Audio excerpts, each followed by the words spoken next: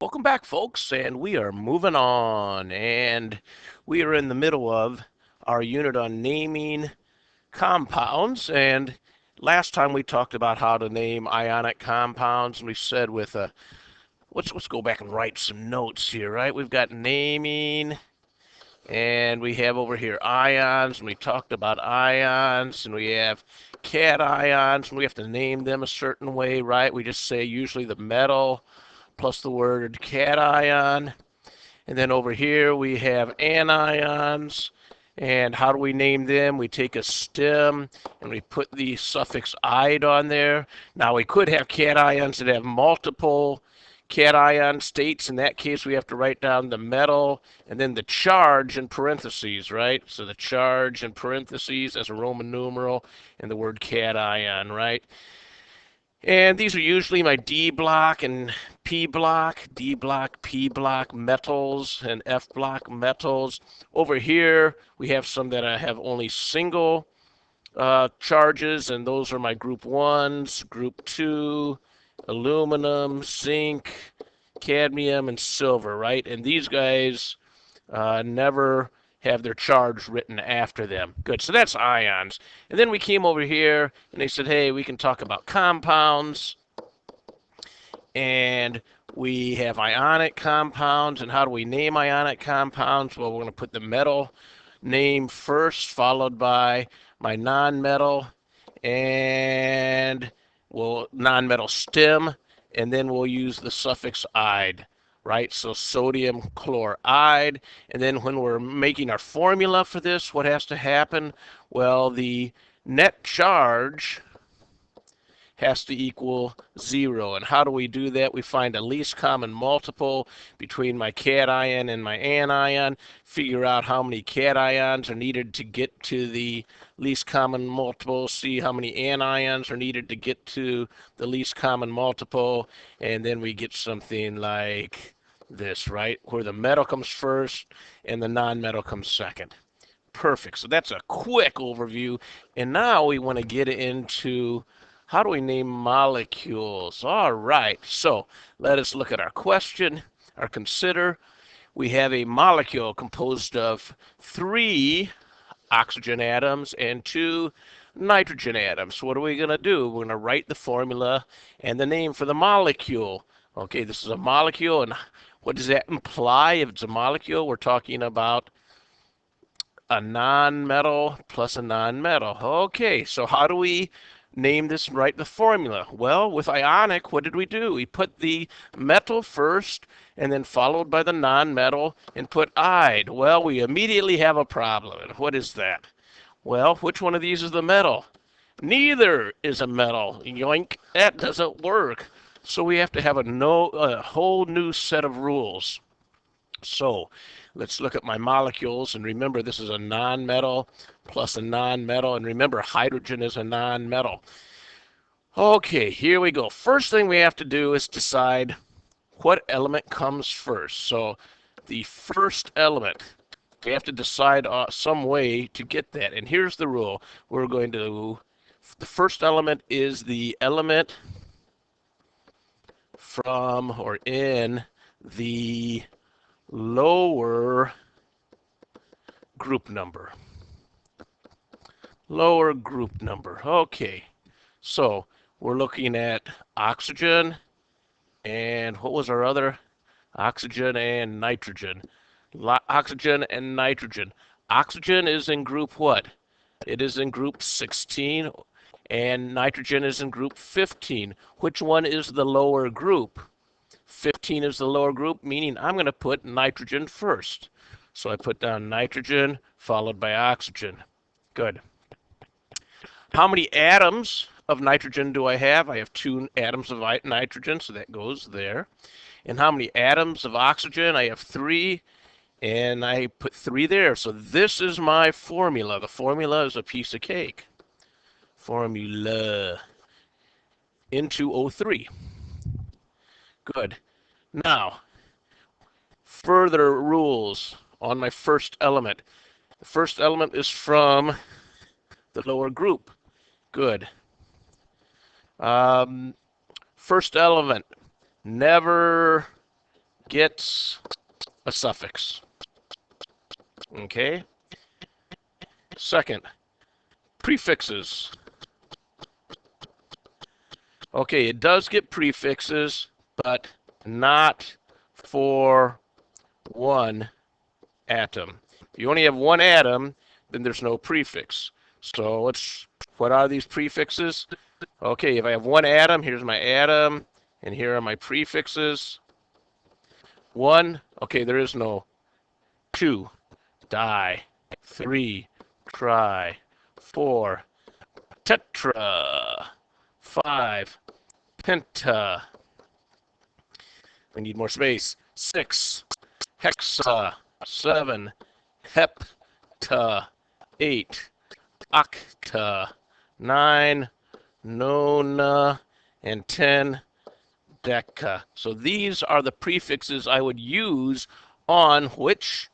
My first element. Okay, so let's take a look. No suffix, and we use a prefix. I will write down nitrogen. Or how many nitrogens do I have here? I have 2 nitrogens, so I'm going to write down what? 2 is di. So here we go. Oops, here we go. Oops. Di-nitrogen. Oops, I can't spell. Yoink. Uh-oh. Dinitrogen. How's that? Dinitrogen. Good. Now, what do I do with my second? Let's go back here. We need some more rules. I have the first element. Now we have to come down here and say what happens with my second element. So there's my first element. Zoink. Second element we're gonna put over here so we have lots of space. The second element in my molecular compound, what are its rules? Number 1, always put suffix "ide" on its stem. Okay, so we're going to put "ide" on the stem. And number 2, always put a prefix for the number of atoms of that element. And so 1 is going to be mono, 2 is di, and they all follow the same after that. So di, tri, tetra, penta, same as over here with the exception of here we use mono for 1, here no prefix for 1. All right, that's not so bad. Good. So how many atoms do I have? I have 3. So that means it's going to be a tri. My stem is ox, and my suffix is ide. So my name here is dinitrogen trioxide. Good. Now, how did I know to use this? Because I had a non-metal and a non-metal. What if I had a metal and a non-metal? Well, then I'd follow all the rules for my ionic, right? I wouldn't use prefixes. It would be some other name, right? Good. Here you go. A molecule composed of 5 nitrogen atoms and 3 phosphoruses. Bring me back when you're ready. All right, let's look at our periodic table. Here's my nitrogen. Here's my phosphorus. Oh, oops. Oh, no. What are we going to do? What's our problem here? Well, nitrogen and phosphorus are in what? They're in the same group. So what do we do if they're in the same group? More notes. Aha, you notice that I left a space here. If in the same group, then what are we going to do? Element in higher period. Okay, remember periods increase going down. Like, so this is period 1, 2, 3, 4, 5. And we look at my periodic table, period 1, 2, 3, 4, 5. So we want to take the element in the higher period if they're in the same group. Okay, so which of these is which is the higher period? Well, it looks to me like phosphorus is in period 3 and nitrogen is in period 2. Which is the higher period? Well, 3 is the higher period. So that means I'm going to put my phosphorus first, followed by my nitrogen second. I have 3 atoms of phosphorus. I have 5 atoms of nitrogen. Good. What do I do with my first element? I'm going to give it a prefix if it's anything but 1. So it's tri-phos-4. Well, do I put a prefix on it? No. Phosphorus. And then what? I have 5, and so that is a pentanitride,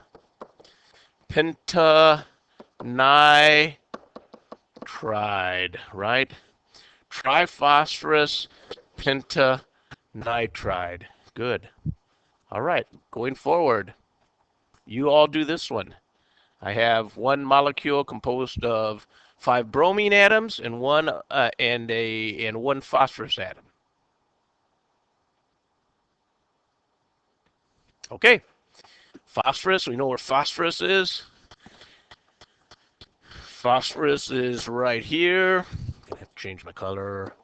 And bromine is right here. So which is in the lower group?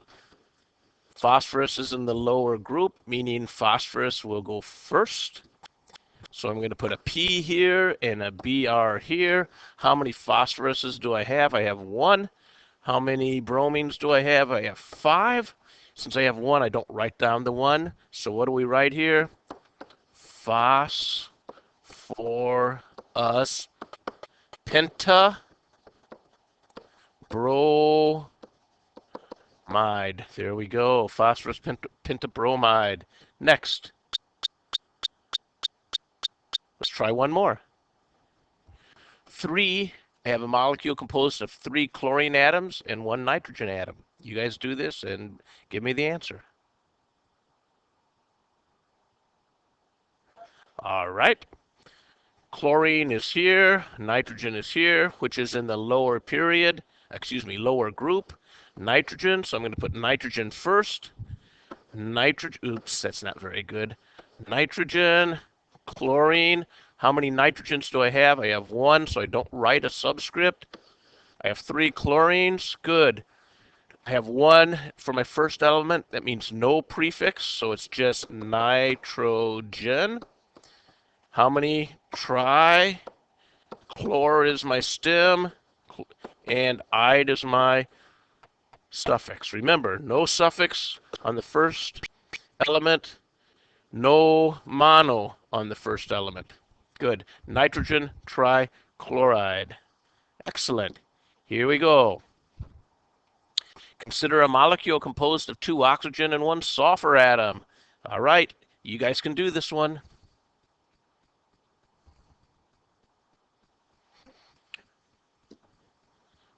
Let's find my sulfur. Here's my sulfur, and here's my oxygen, right? Sulfur and oxygen, they are in what? The same group. That means which one goes first? The one from the higher period. The sulfur is in period 3. So I'm going to put sulfur here, oxygen here, 1 sulfur, 2 oxygens. How do I name this? Sulfur dioxide. Cool. Next. So you guys try this one.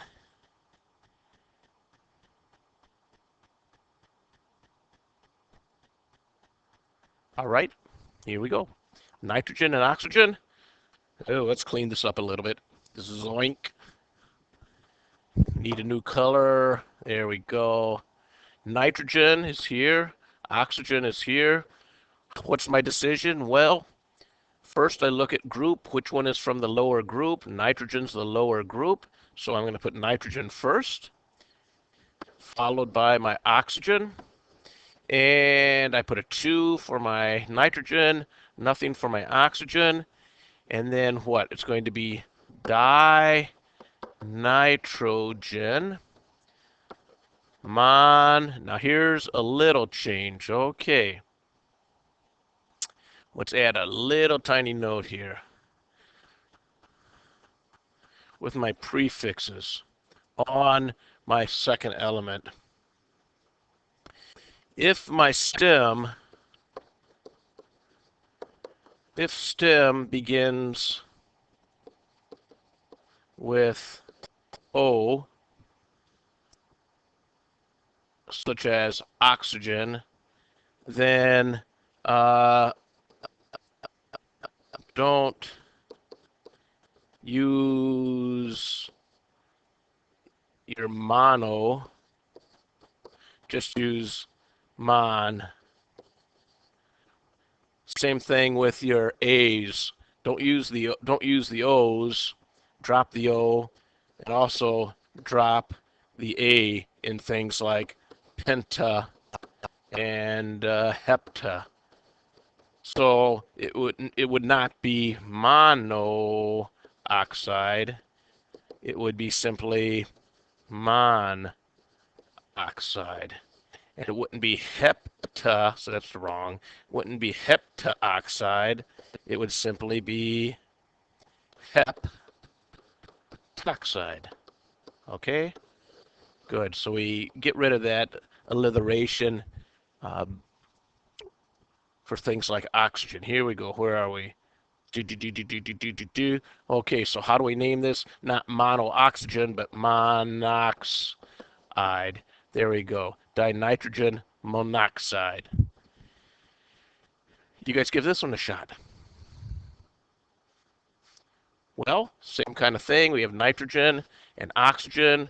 Nitrogen is from the lower group, so my N comes first, my O comes second.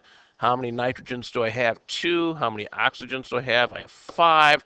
So this is going to be what? Dinitrogen pent.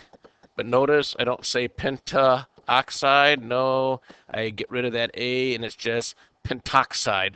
Dinitrogen pentoxide. Cool. Hey, that's it. That's how hard it is to name molecules. We are champions. See you next time.